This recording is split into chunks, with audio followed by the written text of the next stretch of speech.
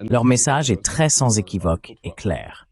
Et cela, encore une fois, remonte à notre article 12. Ne répétez pas la Syrie dans le Caucase ou en Asie centrale. D'ailleurs, la Turquie est également assez active avec des ONG en Asie centrale pour influencer, disons, les sociétés au Turkménistan, au Kazakhstan ou au Kirghizistan à être anti-russes ou opposées à la Chine ou autres. Mais ce qu'ils disent, c'est « ne tentez pas cela » ou « ne participez pas à cela ». Et d'ailleurs, Turquie, si vous êtes intelligent, vous travaillerez avec nous.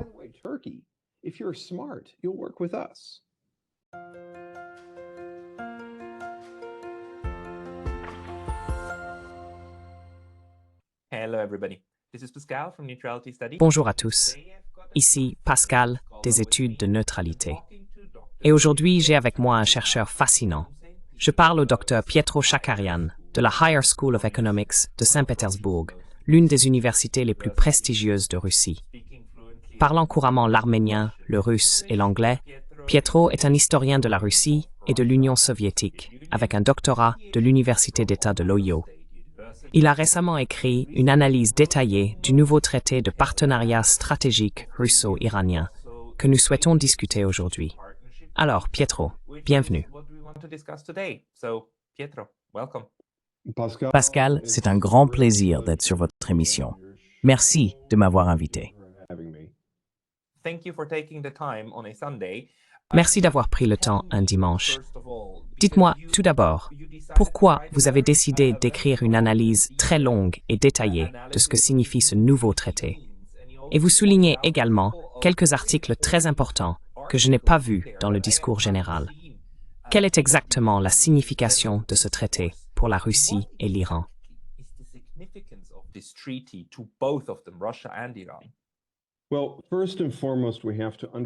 Eh bien, tout d'abord, nous devons comprendre ce traité comme un reflet du renforcement des relations russo-iraniennes, en particulier au cours des 10 dernières années, mais on pourrait même l'étendre aux 30 dernières années. Maintenant, je pourrais remonter encore plus loin dans l'histoire, n'est-ce pas? Je commence mon article en 1829 avec la mission de Kostromyrza à Saint-Pétersbourg après la mort d'Alexandre Gorbatchev. Mais l'histoire russo-iranienne de ce point à aujourd'hui a été un peu plus variée. Je veux dire, il y a eu des hauts et des bas, et ainsi de suite. Je ne vais pas entrer complètement dans ce sujet parce que mon principal objectif aujourd'hui est de discuter de ce traité.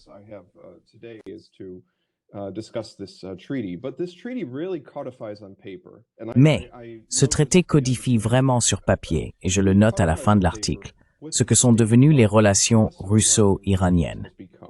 Ils avaient un traité en vigueur depuis 2000, et celui-ci avait désespérément besoin d'être mis à jour, surtout à la lumière des événements récents.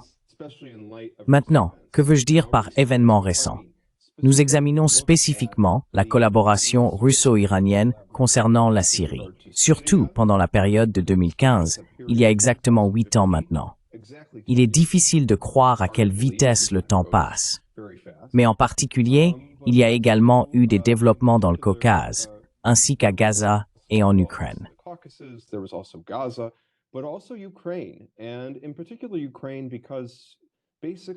Et en particulier l'Ukraine, car en gros, cela a rapproché la Russie et l'Iran en tant que deux pays sanctionnés, deux pays que Washington officiel a déclarés isolés, entre guillemets. Et finalement, nous voyons qu'ils prouvent au reste du monde qu'ils défient cet isolement. Et la question est de savoir à quel point ils sont vraiment isolés. Je veux dire, nous voyons ici des articles dans ce traité, par exemple. Et ce sont probablement les articles les plus discutés sur la façon dont ils vont contourner SWIFT. Ils vont créer de nouveaux types de mécanismes d'échange économique. Ils discutent également des mesures de soutien mutuel aux sanctions. Ils ne vont soutenir aucune mesure coercitive unilatérale contre l'autre signataire, et ainsi de suite.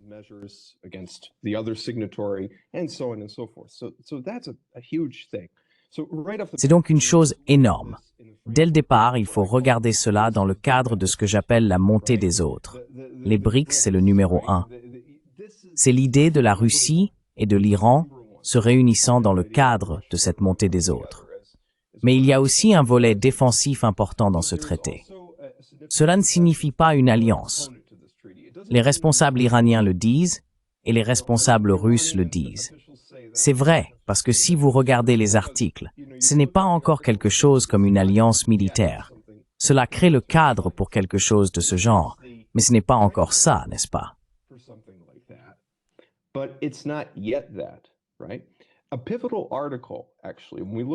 Un article crucial, en fait, lorsque nous examinons ce traité, est l'article 3. Et l'article 3, section 3 contient cette note. C'est en fait la section 3 où il interdit essentiellement le soutien à l'agresseur. Donc si l'un des signataires est attaqué, l'autre signataire ne peut pas soutenir l'agresseur en cas de cette attaque et soutiendra diplomatiquement l'autre pays, n'est-ce pas? Donc on n'en est pas encore au point où si l'Iran est attaqué, la Russie les soutiendrait, ou si, disons, la Russie est attaquée, l'Iran les soutiendrait. C'est pas encore verrouillé à ce point, mais cela crée la base pour quelque chose de ce genre. Voilà.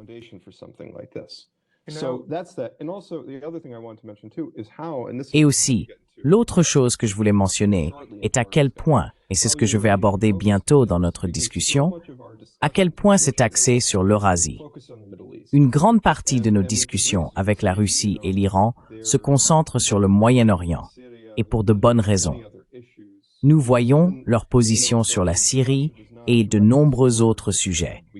Même si la Russie ne soutient pas directement l'Iran sur la question de l'axe de résistance, elle a soutenu les efforts diplomatiques pour arrêter les atrocités, vraiment le génocide à Gaza, n'est-ce pas? La Russie et la Chine ont été parmi les premiers pays à appeler à un cessez-le-feu. Nous avons vu, malheureusement, ce qui s'est passé avec cela. Mais ce traité est d'une importance historique énorme.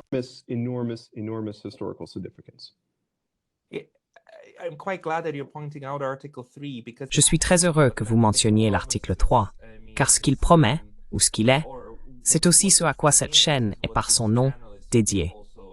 Il s'agit d'un accord de neutralité où les deux parties promettent leur neutralité militaire en cas de guerre avec un tiers, ce que la Russie a beaucoup fait. Le plus important de ceux-ci étant le pacte de neutralité russo-japonais pendant la Seconde Guerre mondiale, le pacte de neutralité soviéto-japonais.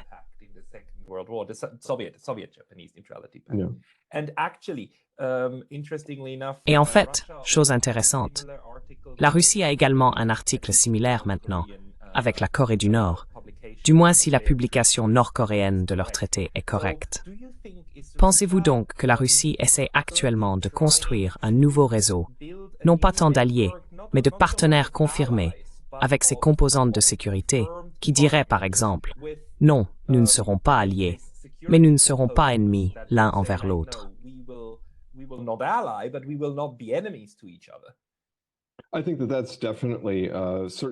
Je pense que c'est certainement une partie de cela. Surtout dans le cadre des BRICS. Je veux dire, nous sortons de la présidence russe des BRICS. Donc, ils envisagent certainement l'idée d'élargir leur connexion internationale en dehors de l'accent mis sur l'Occident, n'est-ce pas? Parce que leurs liens internationaux, je veux dire auparavant, étaient très concentrés sur l'Europe et l'Amérique du Nord. Si vous regardez les priorités du ministère russe des Affaires étrangères dans le monde, l'Occident était parmi les premiers, et maintenant ils ont considérablement chuté dans ce classement. Mais l'autre chose, c'est que c'est un peu plus que cela, parce que lorsque nous parlons, par exemple, de certains de ces autres articles, lorsque je parle, par exemple, de l'article 12, de l'article 13, de l'article 14, une dynamique saisienne extrêmement significative.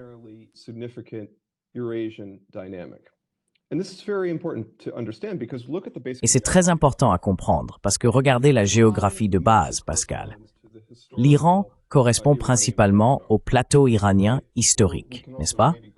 Ou nous pouvons aussi peut-être l'appeler le continent culturel iranien ou persan, qui s'étend, je veux dire, nous parlons aussi, cela pourrait inclure de manière informelle, dans l'idée du Grand Iran, les pays du Caucase et de l'Asie centrale, dans ce genre de sphère persane informelle. Mais vraiment, l'Asie centrale et le Caucase, Ces zones sont des zones d'influence culturelle conjointe, pourrait-on dire, entre la Russie et l'Iran, historiquement remontant à plusieurs siècles. Nous pensons à l'Ouzbékistan, par exemple.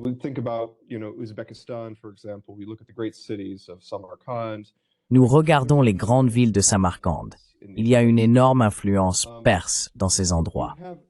Donc vous avez cela, mais c'est aussi extraordinairement important pour la Russie et l'Iran dans un cadre de sécurité, dans une dynamique de sécurité, car il est également bien connu que l'Occident, en particulier les faucons de guerre occidentaux et les grandes entreprises énergétiques occidentales, veut entrer dans cette région pour saper l'influence de la Russie, de l'Iran et aussi de la Chine, car l'Asie centrale est adjacente à la Chine, n'est-ce pas?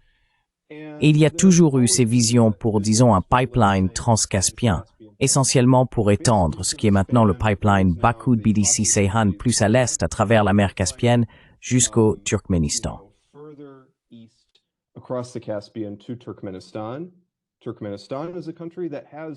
Le Turkménistan est un pays qui possède peut-être la 4e ou 5e plus grande réserve de gaz naturel au monde.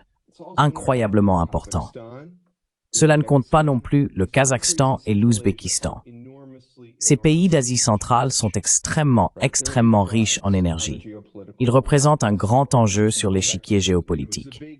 Si nous revenons à l'échiquier grand de Zbigniew Brzezinski, beaucoup de faucons de guerre en Occident, alliés aux grands intérêts énergétiques, veulent en quelque sorte intervenir ici pour contenir, selon eux, la Russie et l'Iran.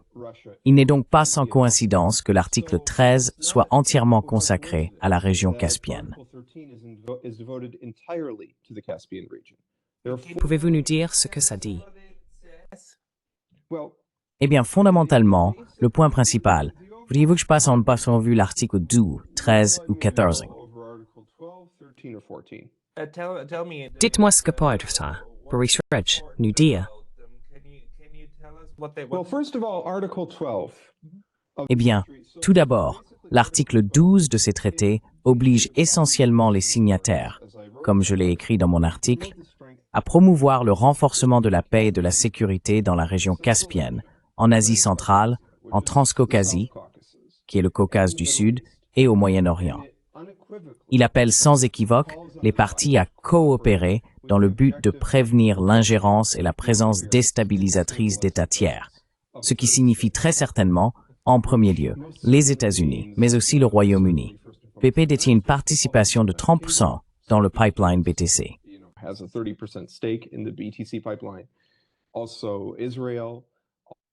Aussi Israël et aussi les États de l'UE-Member. Vous pourriez inclure la Turquie dans cela, bien qu'il puisse y avoir un débat. La Turquie fait-elle partie de cette région ou est-ce un intrus, n'est-ce pas? Du point de vue iranien et russe, la perception de la Turquie n'a pas été si positive depuis les événements en Syrie, n'est-ce pas? Mais dans tous les cas, c'est contre le troisième État. Donc, c'est tout un article. C'est le principal objectif de celui-ci. Et l'article 13 de la Caspienne détaille spécifiquement, dans ces 4 sections, la nécessité de cette région pour la Russie et l'Iran. En termes de, vous savez, peut-être que nous pouvons dire coopération en matière de sécurité, coopération économique, coopération nord-sud, n'est-ce pas? Nous parlons de cette idée du corridor nord-sud.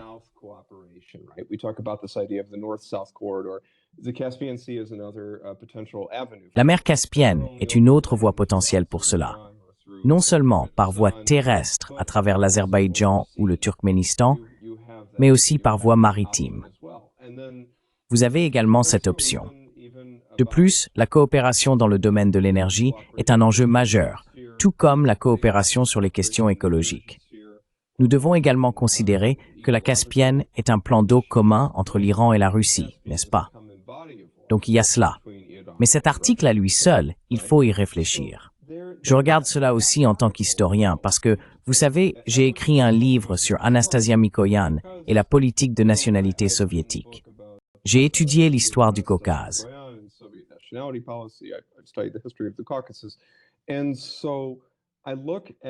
Et donc, je regarde ce traité et je regarde l'article 13 par exemple.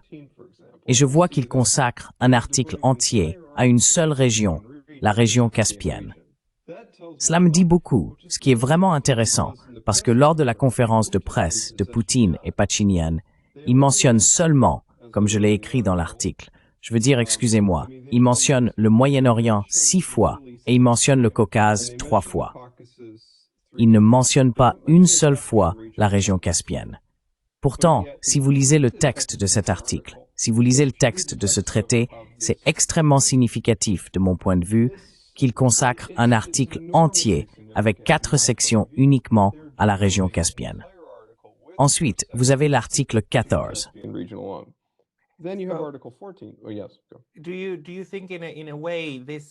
Pensez-vous, d'une certaine manière, que c'est... Je veux dire, découper n'est pas le bon mot, mais c'est un accord entre ces deux très grandes puissances qui considèrent essentiellement que la région de la mer Caspienne est leur sphère de coopération et qu'elles se sont activement promis de prévenir les États tiers d'essayer d'intervenir de la manière dont les choses se passent autour de la mer Noire. Je veux dire, du point de vue russe, la mer Noire était quelque chose dont ils avaient à se soucier qu'en termes de, disons, avec la Turquie. Mais avec eux, ils avaient un arrangement fonctionnel, surtout pendant la guerre froide. Et puis, vous savez, la mer Noire est aujourd'hui une zone contestée. Et selon la façon dont les choses évoluent avec l'Ukraine, ou si les choses avaient pris une autre tournure, la mer Noire serait un autre lac de l'OTAN. Donc cette marche vers l'Est est quelque chose que cela est censé arrêter du point de vue russe.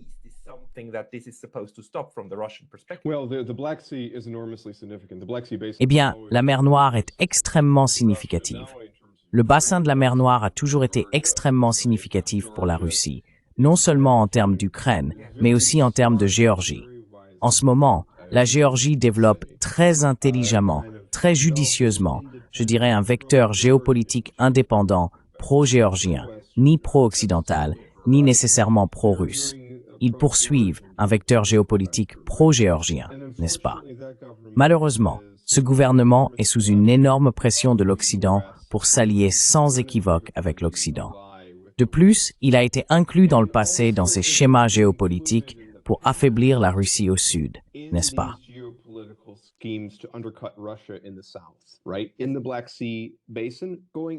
Dans le bassin de la mer Noire, s'étendant vers le bassin de la mer Caspienne, à travers, comme je le dis, l'oléoduc BTC. Heureusement pour le peuple géorgien, car nous avons vu le résultat de telles politiques avec Saakashvili en 2008, ils ont un gouvernement très pragmatique au pouvoir à Tbilissi. Et nous pouvons dire que c'est une autre zone potentielle de préoccupation pour la Russie également. L'Ukraine, certainement aussi. Je veux dire, c'est pourquoi la Russie y accorde une telle importance, en plus d'autres raisons, évidemment. Je veux dire, la Crimée, je n'ai pas besoin d'entrer dans l'histoire russe profonde de la Crimée. Et aussi, vous savez, le fait qu'elle soit majoritairement russe.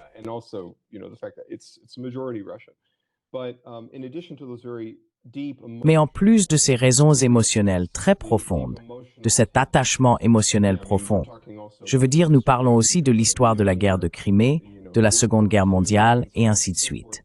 Mais en dehors de tout cela, nous pouvons même remonter au prince Vladimir et à son baptême. Je veux dire, je peux plonger profondément dans l'histoire de la Crimée. C'est important pour la Russie.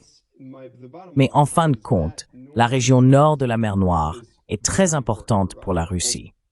Et en particulier, dans le contexte de ce conflit en Ukraine, beaucoup de bruit, comme vous le savez probablement bien, a été fait autour d'Odessa sur la mer Noire. Je veux dire, non seulement c'est, encore une fois, très significatif émotionnellement pour les Russes, mais c'est aussi très stratégiquement important.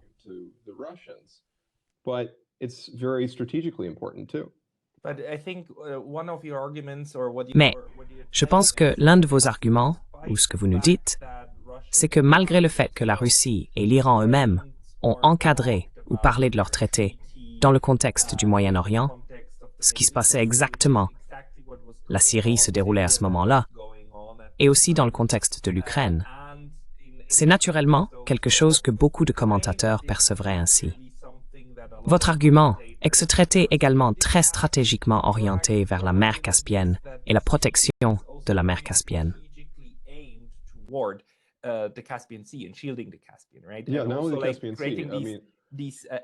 Oui, non seulement la mer Caspienne, mais aussi le Caucase et l'Asie centrale. Cette zone eurasienne, je veux dire les anciennes républiques soviétiques du Caucase et de l'Asie centrale, combinées avec cette région. Encore une fois, c'est là que les intérêts de la Russie et de l'Iran se croisent fortement. Et c'est extrêmement significatif dans ce traité. Cela ressort plus que le Moyen-Orient. Le Moyen-Orient est mentionné. Maintenant, là où le Moyen-Orient, je pense, joue un rôle encore plus significatif dans ce contexte. Ce n'est pas seulement en termes des événements récents sur lesquels nous nous concentrons tant, mais aussi l'ombre de ce qui s'est passé, l'ombre de la Syrie.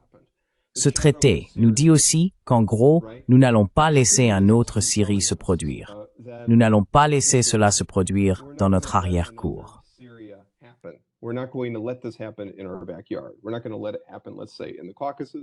Nous n'allons pas laisser cela se produire, disons, dans le Caucase ou en Asie centrale ou ailleurs. D'accord.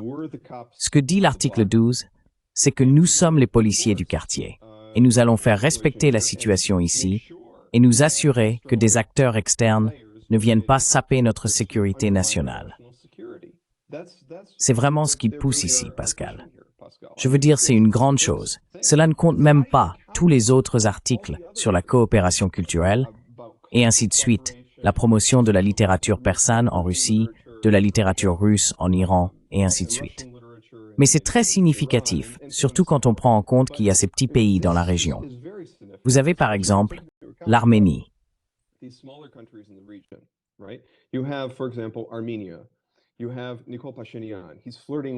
Vous avez Nikol Pachinian.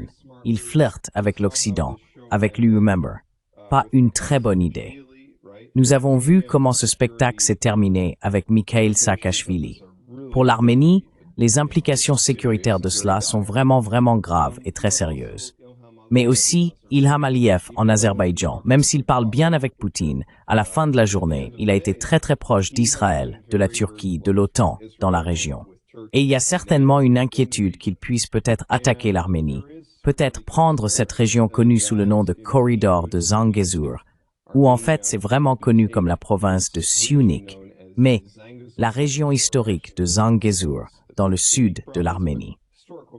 Et cela pourrait couper l'Iran de l'Union économique eurasiatique.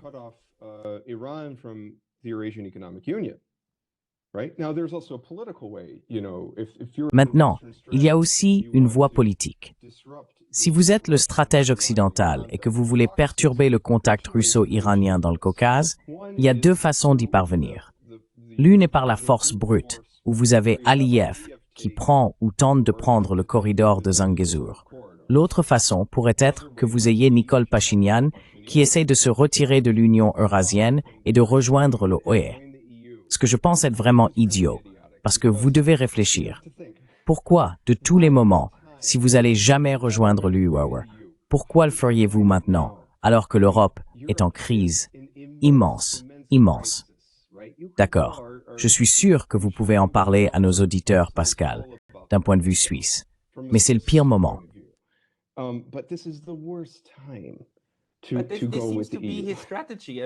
Mais cela semble être sa stratégie. Je veux dire, même si c'est le cas, Pachinian, et d'ailleurs, la Géorgie aussi. Le gouvernement géorgien a officiellement déclaré « Nous voulons toujours rejoindre l'Union européenne. Nous ne sommes tout simplement pas d'accord avec toutes les intimidations en cours et certaines des exigences. Mais ils sont toujours très pro-UE. Et c'est une réalité avec laquelle nous devons également composer, même si ce n'est pas un bon moment. Ces deux pays, l'Arménie et la Géorgie, bénéficieraient d'être un lieu de production bon marché de produits, pour ensuite les exporter vers un marché aussi vaste. Absolument, à 100%.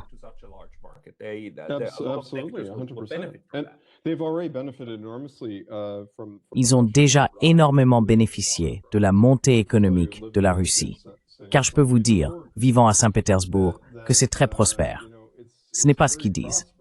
Je veux dire, je suis retourné aux États-Unis et les gens me demandent, les gens meurent-ils de faim en Russie? Comme si c'était en 1918 ou quelque chose comme ça. Et je leur dis, non, pas vraiment. C'est complètement différent de ce que vous pensez. Je veux dire, vous devriez venir le voir par vous-même. C'est extraordinaire. Je veux dire, la Russie est en plein essor. Je suis même allé dans les régions.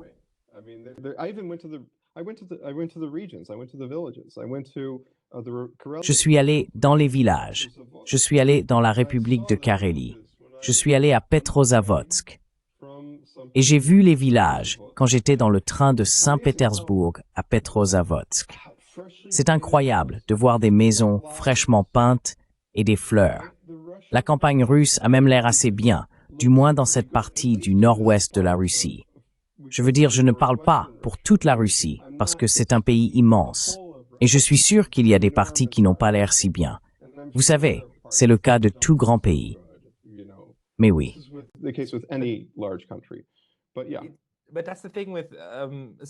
Mais c'est ça. Nous devons revenir encore à l'Iran, parce qu'il y a encore tellement de choses à discuter dans la région. Mais vous avez tout à fait raison. La question cependant est, je veux dire, l'autre moyen d'accéder à l'Iran est par le Kazakhstan. Je veux dire, il n'y a qu'un seul autre pays de l'autre côté de la mer Caspienne, parce que la mer Caspienne est la plus petite des 7, n'est-ce pas?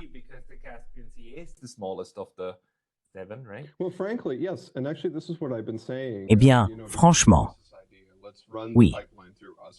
Et en fait, c'est ce que je dis depuis un moment, vous savez, parce qu'il y avait cette idée de faire passer le pipeline par l'Azerbaïdjan. Eh bien, l'Azerbaïdjan n'est pas très fiable. Je veux dire, regardez comment ils ont traité la Russie avec toute l'affaire de l'avion.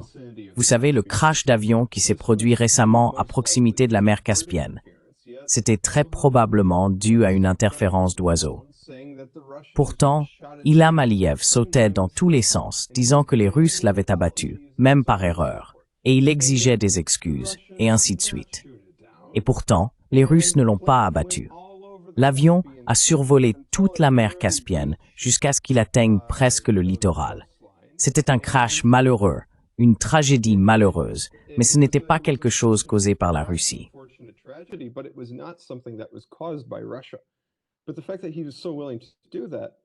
Mais le fait qu'il ait été si disposé à faire cela, si j'étais la Russie, surtout après toute l'affaire syrienne, je regarderais cela de manière très suspicieuse.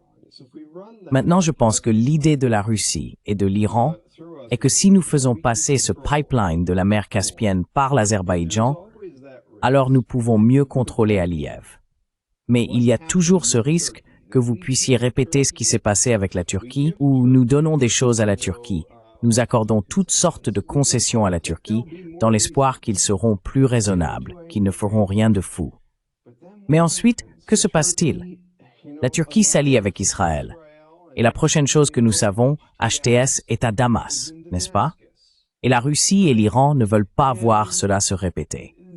Donc en fait, si j'étais la Russie et l'Iran, franchement, je penserais à faire passer ce pipeline par le Kazakhstan, comme vous le dites, et le Turkménistan.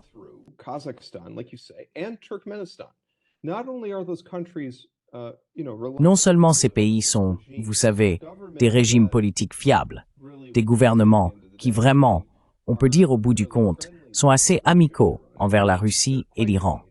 En fait, ils sont très amicaux envers la Russie et l'Iran. Mais aussi, l'Occident courtise, en particulier les grandes compagnies énergétiques, et ils essayent vraiment de courtiser le Turkménistan pour qu'il fasse partie du pipeline transcaspien. Si je conseillais, si je devais dire cela, disons aux Russes, je dirais, et aux Iraniens, je dirais, si vous voulez vraiment un peu conclure la situation là-bas, vous voulez un peu les amener davantage de votre côté, n'est-ce pas? Et un pipeline serait un bon moyen de le faire. Je suis sûr que les Turkmènes ne s'y opposeraient pas.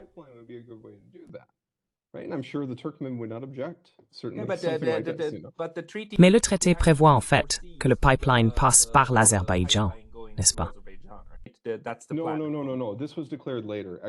Non. Cela a été déclaré plus tard, en fait un jour après la signature du traité. Parce que j'ai lu le traité. Le traité est sorti et ils l'ont signé. Poutine l'a signé le 17 janvier. Puis, le 18 janvier, je crois, il a été annoncé qu'il y avait cette idée de faire passer le pipeline par l'Azerbaïdjan, la République post-soviétique d'Azerbaïdjan. ce qui est également important à savoir, car il y a un autre détail très significatif de cet accord. Quand nous revenons à la question de la défense, l'article 3, section 4 oblige les parties à ne pas soutenir les mouvements séparatistes sur le territoire de l'autre. Maintenant, l'Iran a une histoire très difficile avec cela, parce que malheureusement, la Russie, en tant qu'Union soviétique, avait soutenu des mouvements sécessionnistes dans le nord de l'Iran après la Seconde Guerre mondiale avec la République kurde de Mahabad.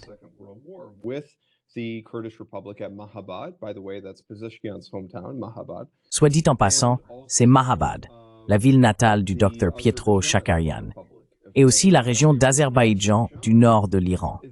Maintenant, la région d'Azerbaïdjan d'origine serait l'Azerbaïdjan iranien. Le nom de la République d'Azerbaïdjan a été adopté bien plus tard, en 1918. Mais c'est une histoire compliquée. En fin de compte, vous avez également un cas où, ces dernières décennies, la République post-soviétique d'Azerbaïdjan, dirigée par Ilham Aliyev, avec le soutien israélien et aussi le soutien américain, notamment de la part des faucons de guerre américains, a exprimé des aspirations à peut-être revendiquer les zones habitées par les Azerbaïdjanais du nord de l'Iran. La plupart du nord de l'Iran est habité par des Azerbaïdjanais, ce sont les Azerbaïdjanais iraniens.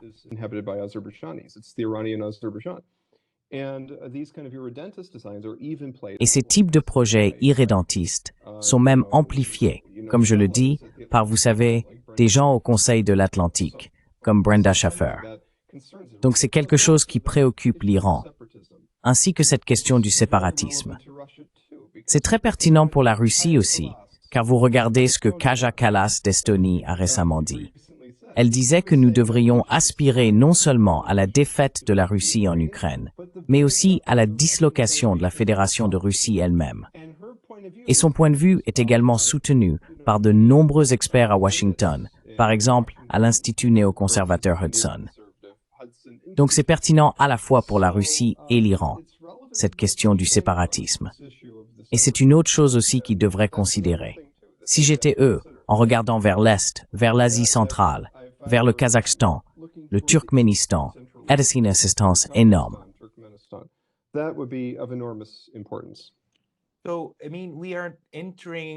Donc, je veux dire, nous entrons, ou nous sommes déjà à l'intérieur, de cette nouvelle configuration multipolaire du système international, ou multinodal, si nous suivons la conceptualisation de Chas Freeman. Et le point est que la carte du monde, telle que nous y sommes habitués, est ce moment relativement statique, bien que cela vienne avec beaucoup d'astérisques, car ça n'a pas été si statique, surtout en Europe après tout, n'est plus le cas.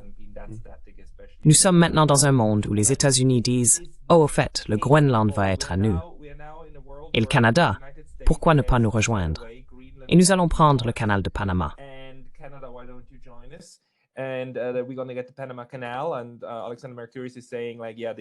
Et Alexander Mercouris dit comme oui, c'est le retour des sphères d'influence ou d'intérêt. Et nous voyons maintenant la Syrie. La Syrie est essentiellement perdue. Une bonne partie, un morceau, est maintenant intégré à Israël ou aux zones d'occupation israéliennes. Je veux dire, Israël lui-même est un État qui change constamment et n'a pas de solution concrète. Mais nous voyons aussi comment la Turquie en prend de bonnes parties. Et vous savez, nous voyons comment les États essaient de remodeler la carte. Et pensez-vous, interprétez-vous le traité dont nous parlons comme quelque chose qui va dans cette direction? Ou plutôt quelque chose qui essaie de dire comme « Non, nous allons essayer de créer de la stabilité dans la région afin que nous puissions faire des affaires les uns avec les autres. »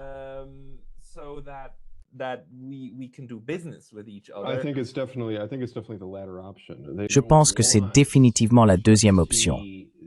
Ils ne veulent pas voir la dissolution de l'ordre établi après la Seconde Guerre mondiale. Je veux dire, ils ne veulent pas voir, nécessairement, un monde où c'est la loi du plus fort, n'est-ce pas? Ou le droit du plus fort. Vous entendez maintenant ce genre de discours que nous pouvons prendre, par exemple, quand nous parlons du Groenland. Ce genre de points rhétoriques selon lesquels nous pourrions prendre le Groenland militairement. Ce n'est pas la vision de la Russie et de l'Iran. Ils ne veulent pas cela, n'est-ce pas?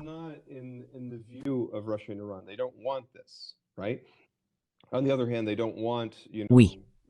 D'un autre côté, ils ne veulent pas que des États tiers interviennent dans la région pour créer le chaos et le conflit, et ainsi de suite. Mais ils envisagent essentiellement une zone de coopération où les États représentent leurs propres intérêts. Et s'ils sont intelligents, c'est un grand, grand si. S'ils sont intelligents, ils verront les avantages de travailler en étroite collaboration avec leurs pays voisins, comme la Russie et l'Iran, économiquement, à travers les affaires, l'énergie, et ainsi de suite.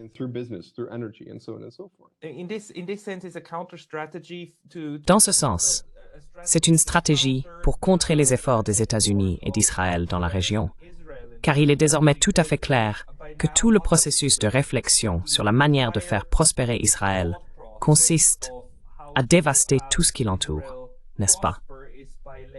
Il suffit de tout brûler et de s'assurer que tout le monde se bat entre eux pour que vous puissiez prospérer.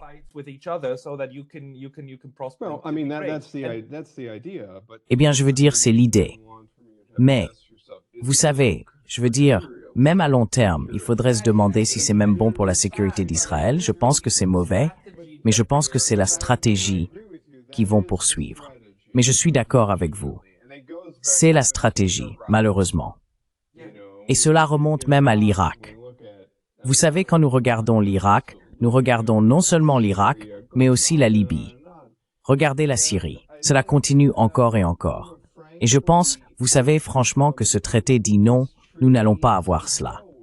Il y a eu malheureusement des spéculations d'ailleurs que, vous savez, l'Iran pourrait finir, comme la Syrie, être sous une telle pression de sanctions et tout ça.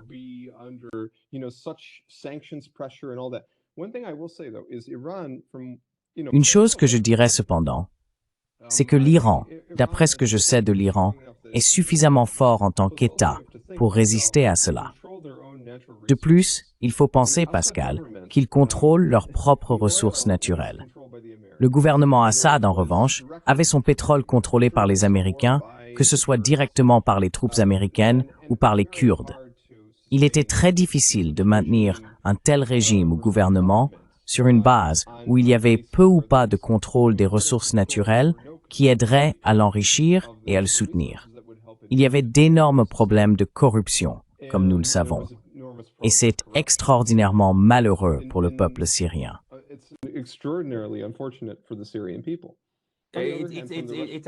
C'est absolument horrible. Et le rêve en ce moment, du moins à Tel Aviv et à Washington, est de faire la même chose avec l'Iran, n'est-ce pas? Et ensuite de le démanteler et de démanteler la Russie. Je veux dire, tout démanteler. Je sais, et ce serait cataclysmique si cela arrivait. Eh bien, tout d'abord, il faut penser que même quand nous parlons des Azerbaïdjanais iraniens, ils ne sont pas intéressés à devenir une partie, par exemple, de l'Azerbaïdjan d'Ilham Aliyev. Les Azerbaïdjanais en Iran, les Azéris, sont très intégrés dans la société iranienne. Ils se considèrent avant tout comme des Iraniens. Un excellent exemple de cela est le président Raisi. De plus, Khamenei d'ailleurs, est d'origine azerbaïdjanaise. Je veux dire, ils sont très intégrés dans la culture iranienne et l'élite iranienne. Vous savez, l'Azerbaïdjan a bien des égards, je veux dire, pour l'Iran, c'est presque comme si vous pouviez le comparer peut-être en termes de sa relation historique avec la Mandchourie et Bagdad.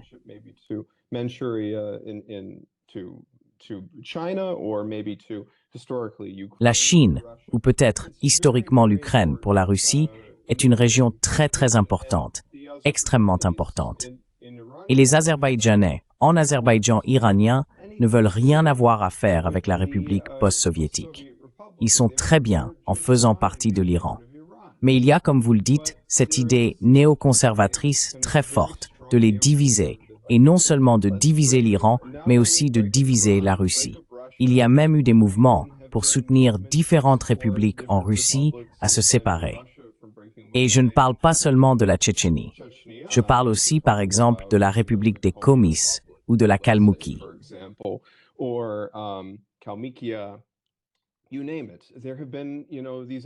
Vous le nommez.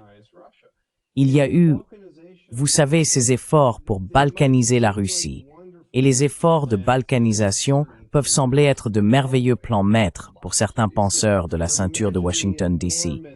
Mais imaginez les énormes conséquences de cela. Si cela réussissait, ça ne réussira pas, mais si cela réussissait, ce serait cataclysmique pour l'Eurasie. Imaginez tous les problèmes de sécurité que vous auriez, tous les nouveaux problèmes qui seraient là. Si vous aviez 1 million de petits États sur le territoire de l'Eurasie du Nord et aussi sur le plateau iranien, ce serait un désordre. Ce serait un désordre, Pascal. Et encore, qu'en pense là?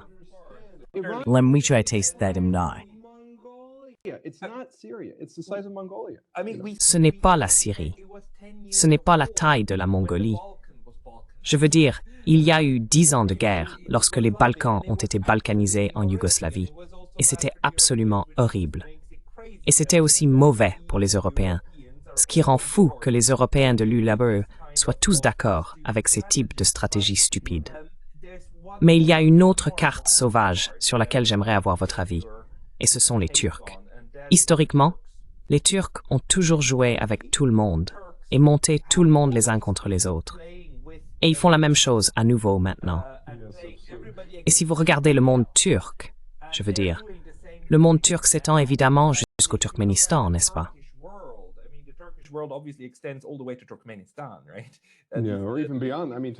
Ou même au-delà, je veux dire, jusqu'au Kirghizistan. Ou même même tout le chemin jusqu'à... Je veux dire, nous pourrions aller jusqu'à Kashgar, n'est-ce pas? Je veux dire, nous pourrions aller jusqu'à Urumqi. Vous savez, il y a des Turcs, comme nous le savons dans l'ouest de la Chine. Et nous parlons des Ouïghours et de toute cette affaire.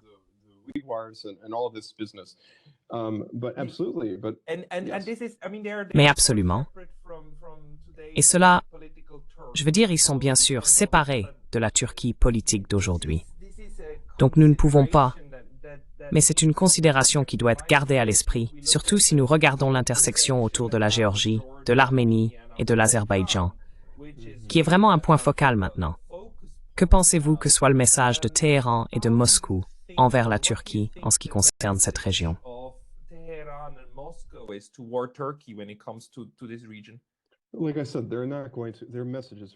Comme je l'ai dit, leur message est très sans équivoque et clair. Et cela, encore une fois, remonte à notre article 12. Ne répétez pas la Syrie dans le Caucase ou en Asie centrale. D'ailleurs, la Turquie est également assez active avec des ONG en Asie centrale pour influencer, disons, les sociétés au Turkménistan, au Kazakhstan ou au Kirghizistan à être anti-russes ou opposées à la Chine ou autres.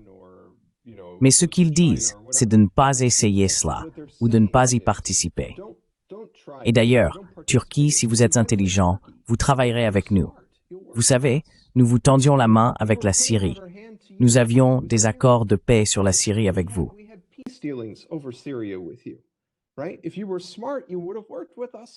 Si vous aviez été intelligent, vous auriez travaillé avec nous, et le monde aurait été un endroit beaucoup plus stable. Eh bien, vous savez, malheureusement, la Turquie, cela va très mal se terminer pour eux, parce qu'ils vont apprendre à leurs dépens. Quand vous avez un pays balkanisé pour vous-même, ce n'est pas un atout de sécurité pour vous. Ce n'est pas un plus pour la Turquie. De plus, la Turquie a tant d'autres problèmes. 25 à 30% de la population de la Turquie est kurde.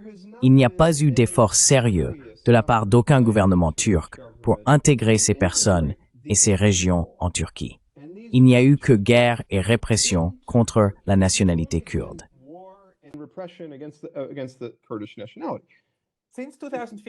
Depuis 2015, ils ont fait le contraire.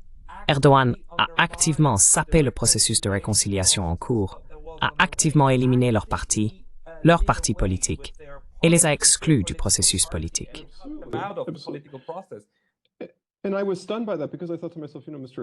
Et j'étais stupéfait par cela, parce que je me suis dit, vous savez, Monsieur Erdogan, je veux dire, il était en fait intelligent au début. Je l'admets, je dirais cela parce qu'il négociait avec eux. C'est ce que vous faites si vous êtes le président turc. Il a également été assez intelligent au début pour placer l'armée sous contrôle civil. Parce que dans l'histoire turque, comme nous le savons, il faisait un coup d'État de temps en temps si le dirigeant politique dépassait les limites. À son crédit, il a placé l'armée sous contrôle civil. Mais ensuite, vous savez, il a créé son propre genre de, vous savez, pouvoir, oui, sultanat en Turquie. Et je pense, franchement, encore une fois, s'ils sont intelligents, ils travailleront avec la Russie et l'Iran, n'est-ce pas?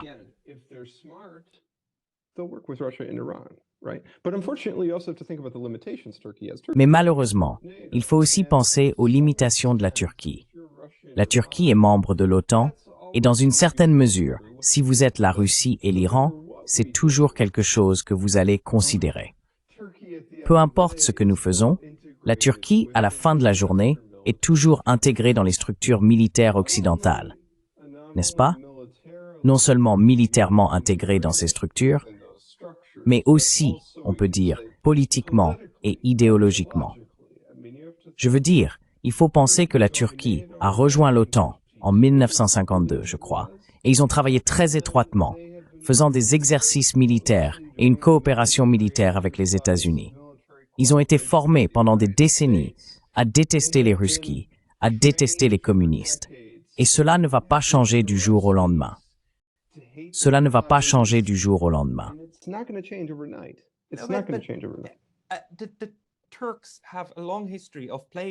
Les Turcs ont une longue histoire de jouer sur les deux tableaux. Je veux dire, aussi pendant la Seconde Guerre mondiale, la meilleure chose qui soit arrivée à la Turquie, c'est que l'Allemagne a attaqué l'Union soviétique, car cela a enlevé toute la pression sur eux. Et quand nous regardons l'Iran, vous savez, pendant la Seconde Guerre mondiale, l'Union soviétique et la Grande-Bretagne les ont envahis afin de prévenir toute coopération iranienne, notamment en ce qui concerne les livraisons de pétrole à l'Allemagne.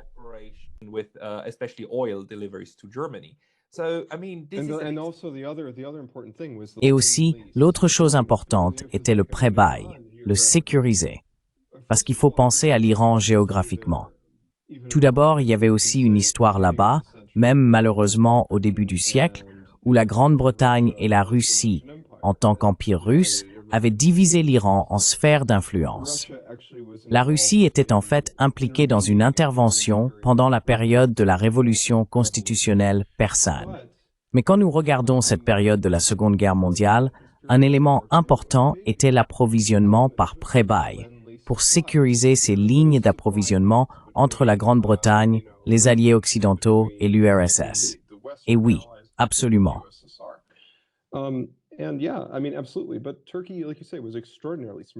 Mais la Turquie, comme vous le dites, a été extraordinairement intelligente. Ils ont conclu un accord avec l'Allemagne en 1941, mais ils tenaient beaucoup à rester neutres pendant la guerre. L'Union soviétique, au début, soupçonnait que la Turquie penchait vers l'Allemagne, mais finalement, la Turquie ne l'était pas. Et puis aussi, si vous remarquez, l'une des choses qu'ils ont faites a été d'attendre qu'il soit très clair que l'Allemagne avait perdu la guerre. Il était très clair que l'Union soviétique avançait, libérant ses terres et gagnant la guerre en Europe. Puis, tout d'un coup, la Turquie a déclaré la guerre à l'Allemagne.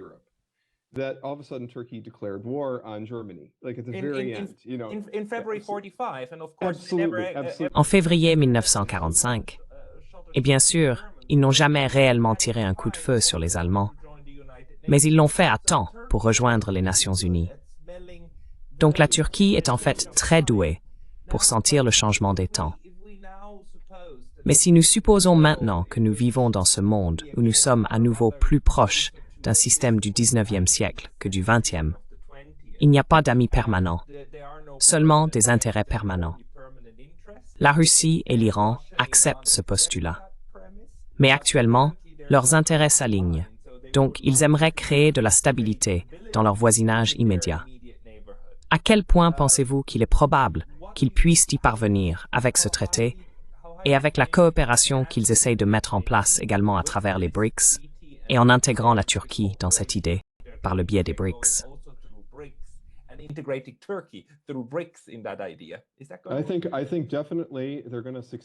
Je pense qu'ils vont certainement réussir. Je ne peux pas dire à quel point ils réussiront à intégrer la Turquie dans cela, car la Turquie, comme nous le savons, regardez ce qui s'est passé avec la Syrie. Encore une fois, je soulève ce point.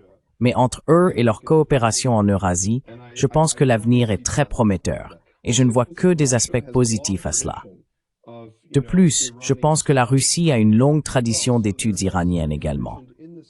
Donc, il est également prévu dans cet accord, d'ailleurs, une coopération académique, comme je l'ai dit, et aussi une coopération culturelle.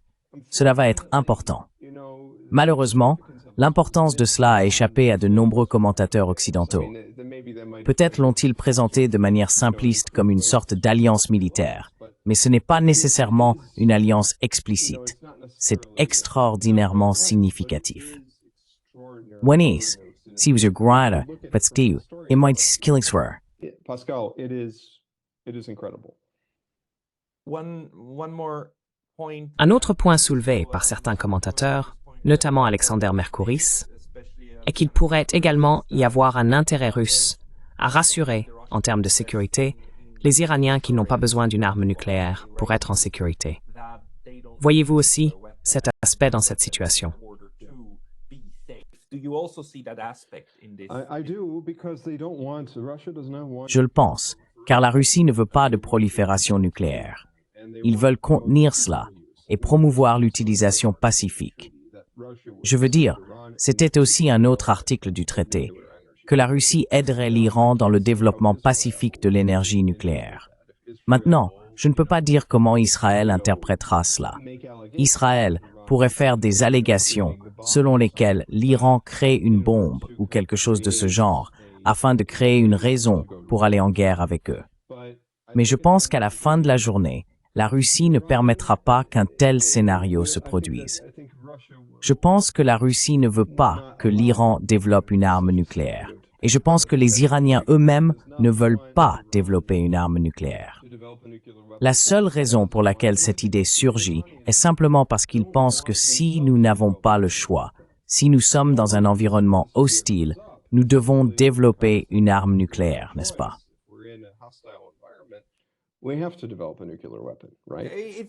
Il est très important de souligner que l'ayatollah Khomeini est celui qui dit « Non, nous n'allons pas faire cela », parce que c'est contraire aux enseignements de Dieu.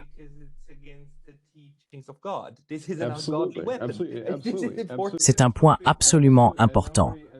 Et tout le monde passe à côté de ce détail qui est plutôt significatif en Occident. Je ne pense pas qu'ils aient le désir de développer une arme nucléaire, mais je pense qu'ils ont le désir d'utiliser l'énergie nucléaire de manière pacifique.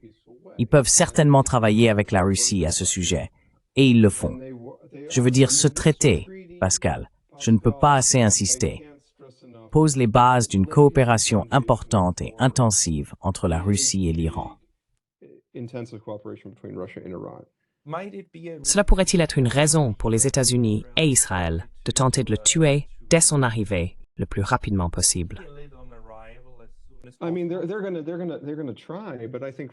Je veux dire, ils vont essayer, mais je pense, franchement, vous savez, le moment de la signature de cela est assez significatif.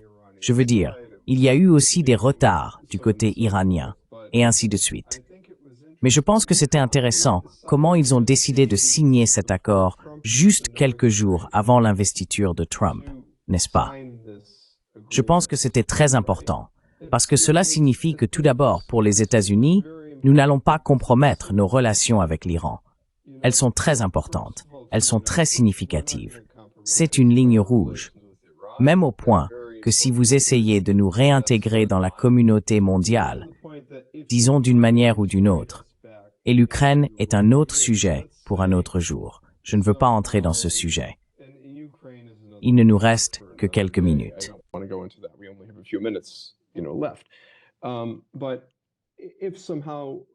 Mais si, d'une manière ou d'une autre, la guerre en Ukraine devait se terminer demain et que vous deviez nous réintégrer dans le système international, il n'y a aucun moyen que nous soyons prêts à jouer le jeu des sanctions contre l'Iran ou de toutes sortes de limitations contre l'Iran à nouveau. Alors n'y pensez même pas. Et c'est l'un des messages qu'ils envoient en le signant littéralement à la veille de l'inauguration. Et ils envoient également un signal à Israël. Vous feriez mieux de ne rien essayer. Vous feriez mieux de ne pas penser que vous pouvez vous en tirer avec une guerre contre l'Iran. Tout d'abord, rien que l'idée de faire cela. Pensez à la taille de l'Iran. Comme je l'ai dit, c'est la taille de la Mongolie. C'est un pays immense. Et pensez qu'il pourrait s'en tirer avec une opération de style sérieux.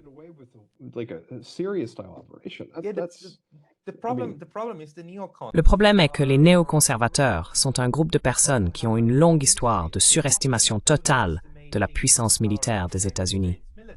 Mais une fois qu'ils allument ce foutu truc, ils brûlent. Et parfois, ils les brûlent même, n'est-ce pas? Absolument. Je veux dire, c'est comme s'ils jouaient avec le feu, mais ils le font quand même. C'est donc la tragédie. C'est pourquoi, même si vous pensez qu'il n'y a pas de stratégie rationnelle pour gagner une guerre contre l'Iran, vous devez toujours vous inquiéter que ces fous le fassent.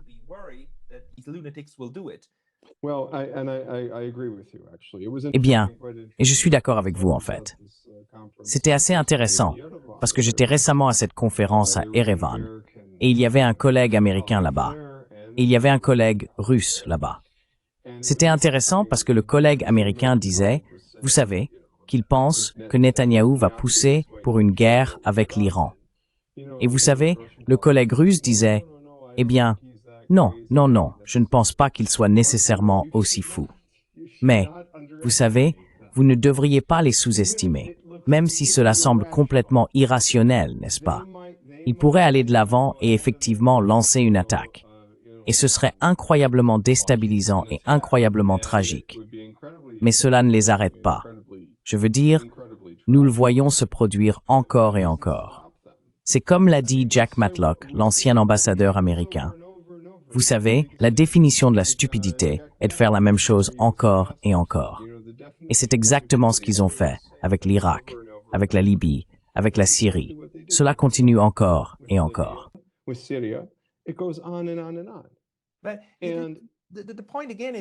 Mais le point, encore une fois, est que cela fonctionne si la stratégie est de tout détruire, n'est-ce pas?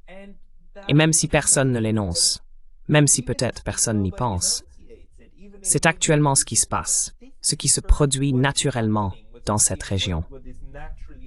Désolé, je veux dire, ce qui se déroule là-bas. Et s'il continue ainsi, il pourrait essayer avec l'Iran. Il pourrait.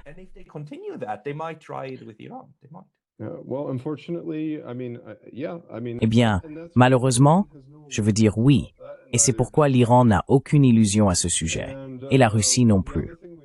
Et l'autre chose que nous pouvons également dire, c'est que si vous êtes un petit État, n'est-ce pas, dans ce grand jeu, que vous soyez l'Arménie, la Géorgie ou l'Azerbaïdjan, la meilleure stratégie à adopter serait, et je pense que vous approuveriez cela, la neutralité. Essayez de travailler avec les grandes puissances et de vous entendre. Et en fait, vous savez aussi ce que cela fait. Cela augmente votre valeur. Parce que si vous êtes neutre, alors vous devenez un acteur. Vous devenez un sujet de droit international et non un objet de droit international. La tragédie de l'Ukraine est qu'elle était totalement en sécurité, bien et saine, tant qu'elle était réellement neutre. Dès qu'elle s'en est éloignée, la plus grande sécurité n'est pas d'avoir le plus de bombes. La plus grande sécurité est que personne ne veuille vous attaquer. Oui, absolument. Et en fait, c'est ce que je pense, comme nous en parlions avant le début de l'enregistrement. La Finlande est un excellent exemple. Lorsque vous misez sur votre neutralité, vous abandonnez votre souveraineté. Vous abandonnez votre capacité à être un acteur. La Finlande était un acteur lorsqu'elle était neutre. Même chose avec la Suède. C'est un acteur lorsqu'elle est neutre. Et je suis en fait un peu préoccupé même par la Suisse, d'après certains reportages que j'entends de temps en temps. Donc oui, j'espère encore une fois que pour les petits États, la meilleure voie est d'être neutre et d'éviter ce genre d'enchevêtrement géopolitique.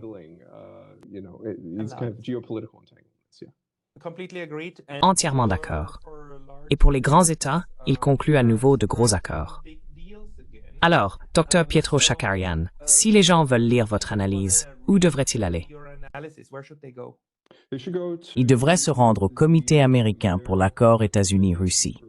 Je suis tellement habitué à dire accord Est-Ouest, mais il devrait se rendre au Comité américain pour l'accord États-Unis-Russie.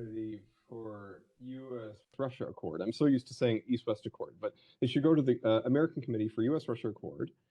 They'll find it there. And also, Ils le trouveront là-bas et aussi sur antiwar.com. Donc, encore une fois, le site antiwar.com et le Comité américain pour l'accord États-Unis-Russie. Ce sont les endroits où vous devez regarder. and this is, yeah. Tout le monde, vous avez entendu où aller. Et nous aurons certainement Pietro de retour sur la chaîne. Dr Pietro Shakarian. Merci beaucoup pour votre temps. Pascal, Et Pascal, merci de m'avoir invité et bonne chance avec vos autres projets ce dimanche. on this Sunday.